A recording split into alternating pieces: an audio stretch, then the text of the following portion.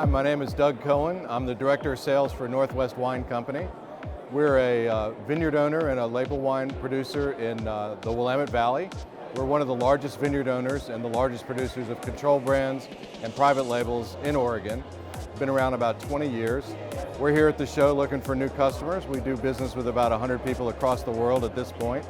All the vineyards we farm are farmed organically and or biodynamically. And everything we control is from bud break to bottle.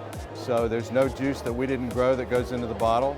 And we're able to control brands for smaller customers as well as larger customers, whether it be on-premise or off-premise. And we're really pleased with the turnout. It's been a great show.